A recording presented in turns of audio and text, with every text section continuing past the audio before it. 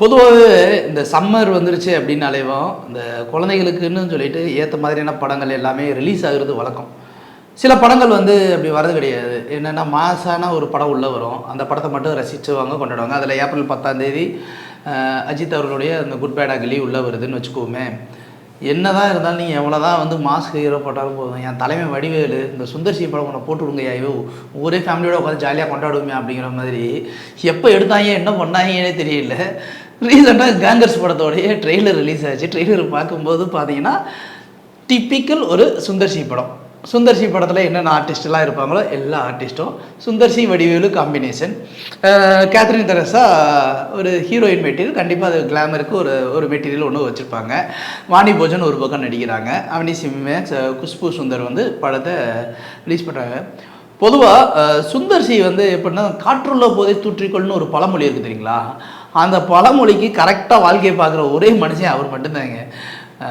அன்பே சிவன் ஒரு படம் கொடுத்த அட்டியில் மனுஷன், ஐயோ நல்லதேன்னு சொல்ல மாட்டேன், நான் பாட்டுக்கு ஒரு காமெடி படமாக எடுக்கிறேன், ஜாலியாக எடுக்கிறேன், போட்ட காசு வரட்டும், நிம்மதியாக இருங்க அப்படிங்கிறதுல. அதே மாதிரி எந்த நேரத்தில் அவர் ஒரு படம் 12 வருஷம் கழித்து ஒரு மதகஜராஜான்னு ஒரு படம் வந்து ரிலீஸ் ஆகி ஊரே தலையெழுதிக்கு வச்சு கொண்டாடி சந்தானம் இஸ் பேக்குன்னு சொல்கிற அளவுக்கு வந்து ஒரு காமெடியாக இருக்குது அப்படின்னா, நம்ம மக்களுடைய அந்த நகைச்சுவை வறட்சி எந்த அளவுக்கு குறைஞ்சி போச்சுங்கிற ஒரு விஷயத்தை தான் அது வெளிப்படுத்துது.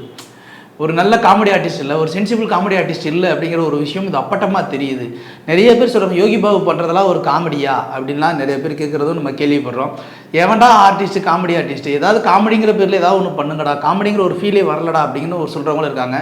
நிறைய பேர் இந்த நெல்சன் படத்தில் வர டார்க் ஹியூமரை பார்த்துட்டு டார்க் ஹியூமரில் ஒரு காமெடி அப்படிங்கிற மாதிரியான ஒரு தாட் ப்ராசஸ் போகிறாங்க. பட் எந்த ஒரு இழிச்சு பழிச்சு பேசாமல் ஒரு மைக்கேல் மதன காமராஜன் மாதிரியான ஒரு படத்தை ரசிக்கிறது காலகட்டம் இல்லை. ஒரு ஆண்பாவம் மாதிரியான படங்களை பார்க்கறதுக்கு உண்டான ஒரு இயக்குநர்களும் இல்லை. இதுதான் நிதர்சனமான உண்மை. தில்லுமுள்ளு படத்தை நம்ம ஏன் இப்போ உட்காந்து ரசிக்கிறோம் அப்படின்னா, அந்த படம் ஒரு விரசம் இல்லாமல் எல்லாரும் ரசிக்கிற மாதிரியான ஒரு நகைச்சுவை காட்சிகள் அதில் இருக்கும். தேங்காய் சீனிவாசன் மாதிரியான ஒரு கதாபாத்திரம் அந்த காமெடிக்கு வலு சேர்த்துருக்கும். கவுண்டமணி செந்தில் மாதிரியான காமெடி கதாபாத்திரங்கள் ஒரு வலு சேர்த்துருக்கும். வடிவேலு மாதிரியான ஒரு கதாபாத்திரம் வலு சேர்த்துருக்கும். இன்றைக்கி அந்த வலு சேர்க்குற ஒரு நல்ல கதாபாத்திரம், காமெடி சென்ஸ் உள்ள கதாபாத்திரம் யாரும் இல்லை. தம்பிராமையா ஒரு காமெடி ரைட்டர் தான், ஆனால் தம்பிராமையா எழுதுகிற படம் அவருக்கே ஓட மாட்டேங்குது, அப்புறம் எங்களை காமெடி ஓட போகுது. ஸோ இப்படி பல பிரச்சனைகளுக்கு மத்தியில் சுந்தர்சி வந்து சம்மர் வெக்கேஷன்ஸ்க்கு வந்து கேங்கர்ஸ் அப்படிங்கிற ஒரு படத்தை ரிலீஸ் பண்ணுறாரு. ட்ரெய்லர் பார்க்கும்போது ரொம்ப ஆவரேஜாக தான் இருந்தது. ட்ரெய்லர் வந்து ஆஹா ஓஹோ அப்படின்லாம் சொல்ல முடியாது. ஆனால் மேக்கிங் வைஸு அது அப்படி இப்படின்னு இருந்தாலும் படம் வந்து சுந்தர்சி படம் அப்படிங்கிறது 100% என்டர்டைன்மெண்ட் கேரண்டி, அது நம்ம அடித்து சொல்லலாம். ரெண்டாவது வந்து போட்ட காசு மினிமம் கேரண்டி ப்ரொடியூசர் தரப்பில். ஸோ 2 ப்ளஸ் வந்துருச்சா. இப்போ அடுத்து இந்த கண்டென்ட்டுக்குள்ளே வரும். வடிவேலு சுந்தர்சி 2 பேரும் நடித்து சூப்பர் டூப்பர் ஹிட்டாக இன்னமும் டிவி சேனலில் ஓடிக்கிட்டு இருக்க காமெடி தலைநகரம் படத்தோடைய காமெடி, குறிப்பாக நாய்சேகர் காமெடி. இந்த நாய்சேகர் காமெடி ஆக்சுவலாக இந்த நாய்சேகர் காமெடியே வந்து ஒரு லாங்குவேஜ்லேயே மாற்றியே எடுத்திருக்காங்க அந்த ட்ராக் போர்ஷனை அப்படின்லாம் நான் கேள்விப்பட்டேன். அந்தளவுக்கு வந்து வடிவேலு சுந்தர்சியோட காமெடி ட்ராக் வந்து ஒரு சிங்கில் இருக்கும்.